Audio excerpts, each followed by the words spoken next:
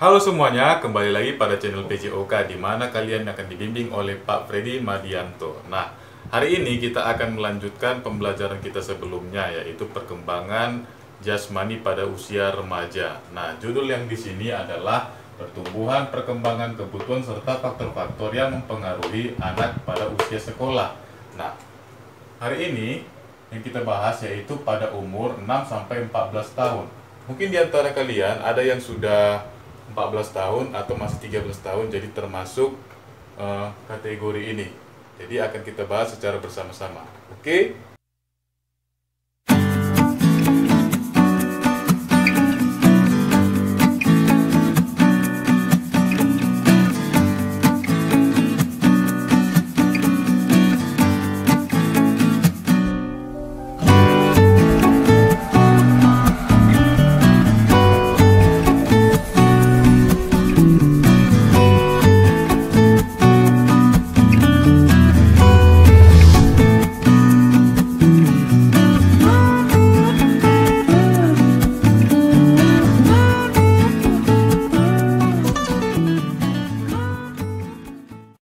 Yo guys, tekan tombol subscribe ya. 54321. Yaps, thank you.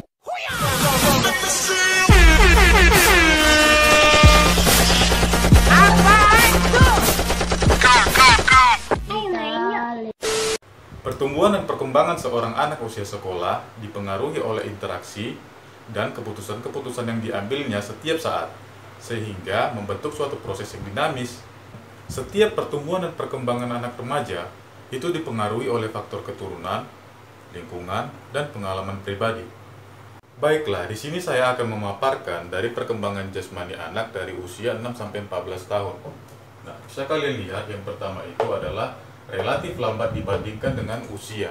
Jadi apabila seorang anak Indonesia yang berumur 13 tahun yang harusnya tinggi badannya itu 137 cm dan berat badan 29 kg pada anak laki-laki, dia mengalami pertumbuhan yang lambat.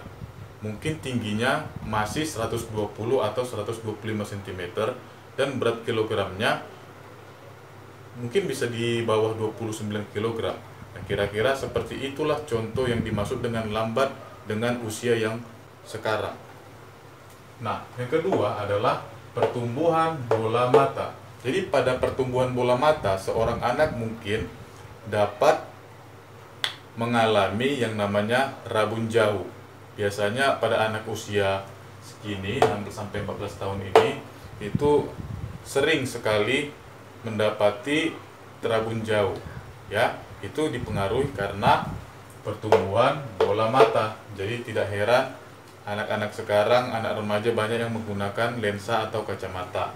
Yang ketiga ada tulang belakang atau ligamen masih lemah. Untuk itu pada saat usia remaja harus sering dilatih duduk yang baik, ya, tidak boleh sambil membungkuk, juga berdiri yang tegap, ya.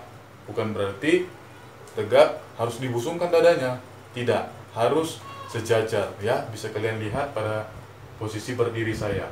Ya, tidak boleh bungkuk seperti ini supaya ligamennya atau tulang belakangnya nanti pertumbuhannya semakin mantap gitu ya. Yang keempat ada masa pubertas yang terjadi di akhir masa. Ini tidak heran untuk remaja-remaja sekarang. Biasanya pada saat anak berumur usia 13 tahun yang seperti yang saya bilang tadi, nanti dia tiba-tiba secara drastis tinggi badannya akan bertambah. Mungkin pada usia 16 tahun atau 17 tahun. Ya. Jadi di akhir masa pubertas itu tiba-tiba dia melonjak tinggi badannya. Kira-kira seperti itu ya. Nah, yang keempat 1, 2, 3, 4. Nah, yang kelima maksud saya ada adolescensia ya, pada masa remaja. Nah, pada masa remaja ini seorang anak laki-laki bisa ditandai oleh suaranya semakin membesar ya. Kalau perempuan dia mengalami haid pertama. Oke? Bisa kira-kira kalian pahami ya. Nah, yang terakhir ada lingkungan mental dan sosial. Ini sangat berpengaruh sekali nak buat kalian. Jadi kalau misalnya kalian pada saat usia remaja sekarang ini, kalian tentunya harus bergaul dengan orang-orang yang mungkin tidak suka terlalu lingkungan luar, dalam arti mungkin kalian dalam 1 minggu sekali untuk beragama Kristen ya sering juga main-main ke gereja, jumpa kawan ke gereja, juga dengan ya agama Islam atau agama selain Islam, Buddha. Jadi kalian mungkin lebih mendekatkan diri dengan Tuhan ya, dan memilih-milih kawan yang bagaimana itu untuk menjuru kalian ke arah yang lebih baik. Kira-kira seperti itu ya. Pintar-pintarlah dalam memilih kawan. Oke. Nah, saya tambahkan untuk pengaruh lingkungan sosial, apalagi di tengah pandemi sekarang ini. Jadi kalian hanya menggunakan Android sebagai hiburan kalian. Jadi untuk itu kalian pintar-pintar juga dalam memilih konten-konten apa saja, baik TikTok ataupun YouTube. Kira-kira apa yang dapat bermanfaat untuk kita ya. Jadi pengaruh-pengaruh negatif itu dibuang jauh-jauh. Oke. Nah, yang kedua kita akan membahas tentang perkembangan jiwa, emosi sosial, dan intelek. Jadi yang pertama kali itu akan kita bahas adalah mulai belajar menghitung, membaca, dan menulis ataupun komunikasi dengan teman sebayanya. Jadi kalian apabila mungkin diantara kalian memiliki bakat dalam itu menulis atau menulis puisi, pantun, cerpen, dan lain-lain, itu bisa kalian kembangkan, kalian latih, kalian asah ya, supaya kalian bisa menemukan ya ataupun mendapatkan pengalaman yang baik untuk kalian. Oke. Yang kedua, perkembangan kepribadian sosial atau konsep-konsep hidup. Nah, kalian harus dari sekarang memiliki pribadi sosial yang baik, dalam arti good attitude, kebiasaan yang baik gitu ya. Baik itu tata krama, sopan santun dengan orang yang lebih tua, dan juga rasa saling menyayangi terhadap orang yang lebih muda ya, adanya saling menghargai di antara sesama. Oke. Yang ketiga, usia 12-14 tahun biasanya itu anak ini ya, pada usia seperti ini energinya meluap-luap, jadi masih canggung. Jadi yang dilakukannya itu mungkin sama sekali tidak ada manfaatnya, tapi energinya sudah habis saking semangatnya. Jadi kita harus dari sekarang harus pintar-pintar mengendalikan diri masing-masing ya, kira-kira apa sih yang mau kita lakukan atau aktivitas kita. Oke ya. Dan yang terakhir adalah nilai religi agama ya, atau etik dan estetik sebelum mendalam. Memang ini tidak heran pada usia remaja kalau nilai agamanya masih kurang. Karena apa ya, maksudnya di sini bukan nilai pelajaran agama ya, jangan salah mengartikan, tapi nilai agama dari dalam diri sendiri.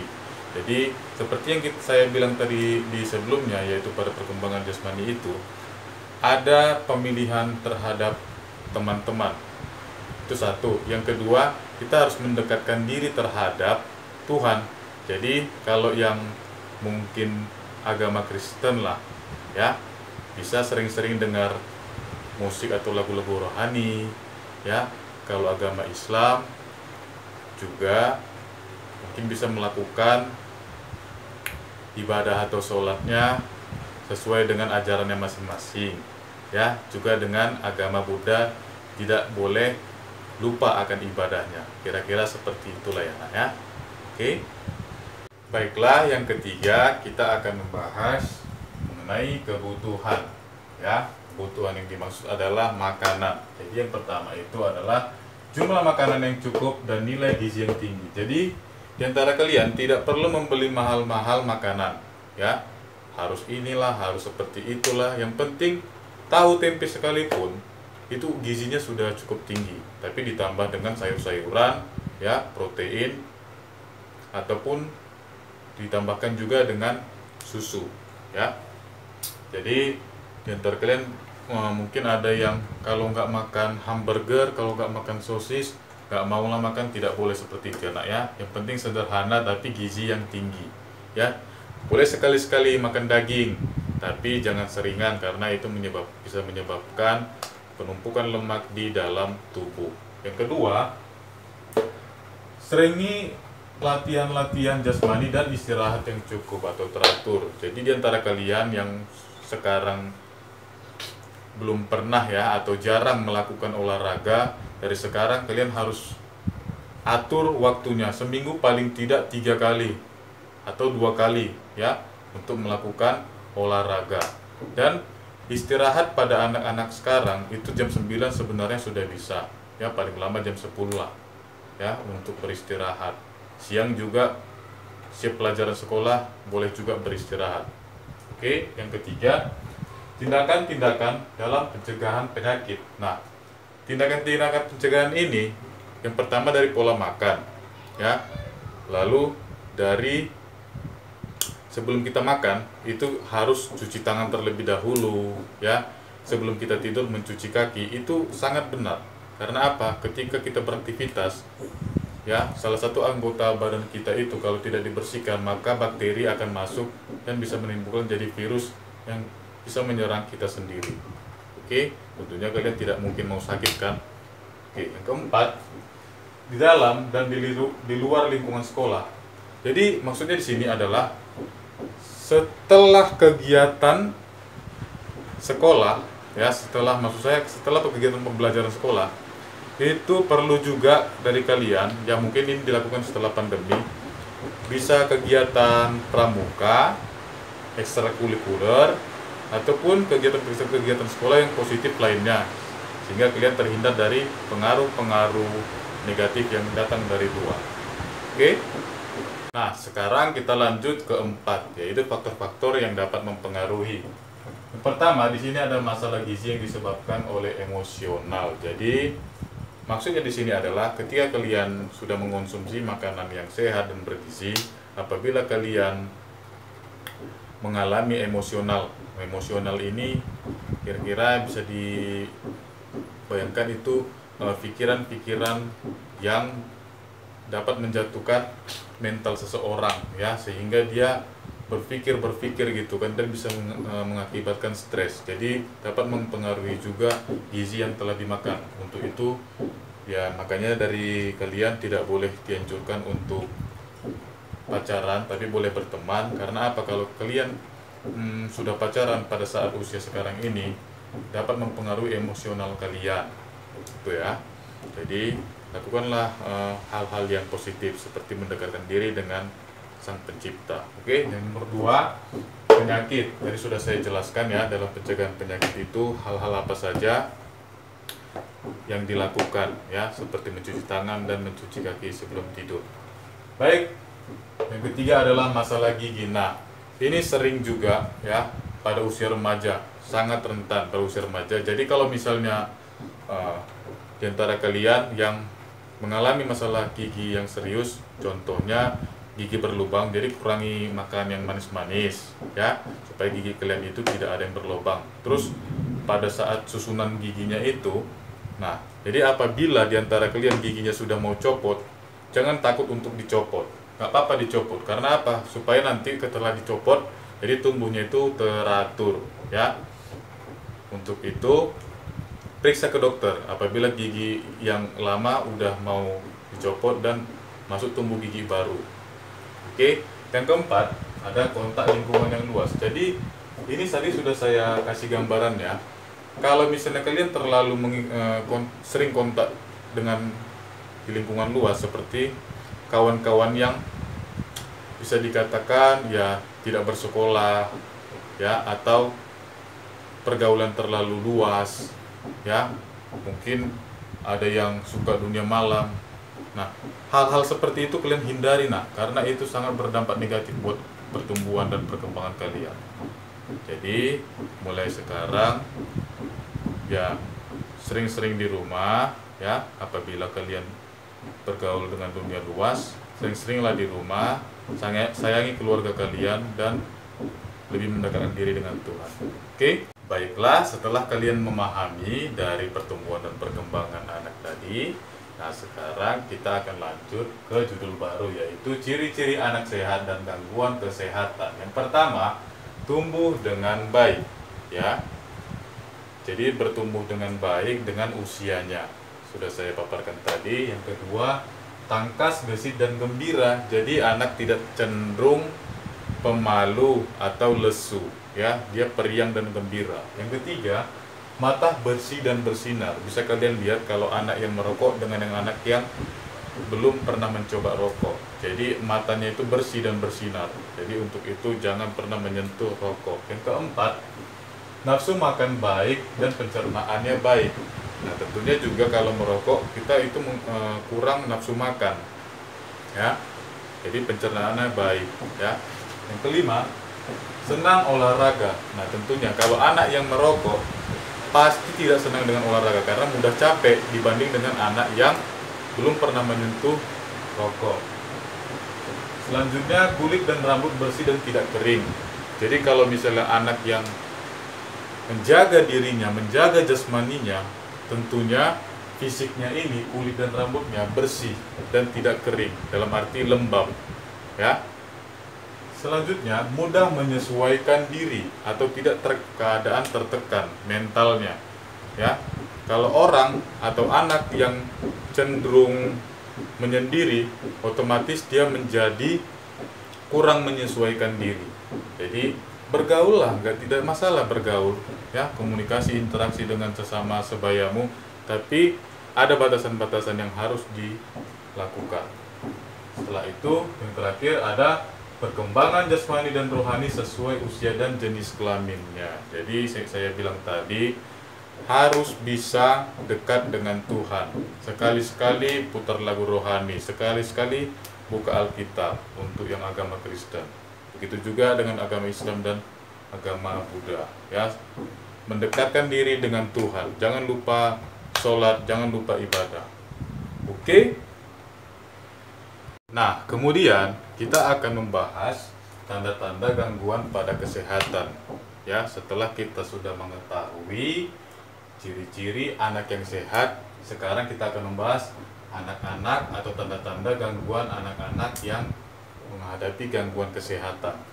Yang pertama, pada keadaan umum, ya, bisa dilihat di sini kesan umumnya jelek. Ya, kesan umum jelek itu istilahnya image-nya, image seorang anak itu jelek. Ya. Yang kedua, sikap tubuh yang buruk. Seperti yang saya bilang tadi, apabila sikap tubuh yang sering bongkok, ya, itu tanda-tandanya juga. Yang ketiga, mudah capek atau lekas lelah dalam beraktivitas. Yang keempat, terlalu gemuk atau terlalu kurus, jadi yang sedang-sedang saja, ya, ya. Lalu kurang bersemangat, ya. Kemudian kebiasaan makanan yang kurang baik, itu juga berpengaruh. Lalu sulit membaca atau sulit mendengar, jadi tingkat konsentrasinya itu pada saat belajar itu sangat sulit, ya, atau sangat kurang, ya. Setelah itu tidak melakukan kebiasaan yang sehat. Contohnya melakukan kebiasaan kurang sehat itu kayak merokok, ya, ataupun hal-hal yang merusak diri kalian. Oke, jangan pernah untuk melakukan hal-hal yang negatif. Yang kedua, pada mata, sering mengusap mata, mata berair, peradangan mata, mata juling, dan juga rabun jauh. Ya, itu tanda-tandanya. Dan yang ketiga adalah telinga. Telinga sering berdengung-dengung, ya, sering berdengung. Yang kedua, bengkak, berair atau bernanah, dan yang terakhir adalah sering sakit di telinga. Jadi ketiga, ya, kategori ini adalah ciri-ciri gangguan atau tanda-tanda gangguan kesehatan. Untuk itu dari sekarang kalian tentunya masih remaja harus bisa dalam menjaga diri kalian masing-masing. Ya, sudah kalian tahu bagaimana dampak negatifnya seperti ini, ya, pasti tentunya kalian tidak ada yang mau kan dari kalian. Jadi dari sekarang itu harus berubah apabila sudah mungkin, ya, ada kemauan, ada niat, pasti itu bisa berhasil, ya, supaya nanti pada saat usia dewasa kalian bisa menjadi orang yang bisa dikenal masyarakat itu dengan baik. Oke, sekian penjelasan materi saya, baik dari materi yang pertama dan yang kedua adalah ciri-ciri anak sehat dan gangguan kesehatan, ya, pertumbuhan perkembangan anak remaja. Oke, sekianlah dari saya tutup materi hari ini, ya, sampai jumpa di materi berikutnya. Salam sehat.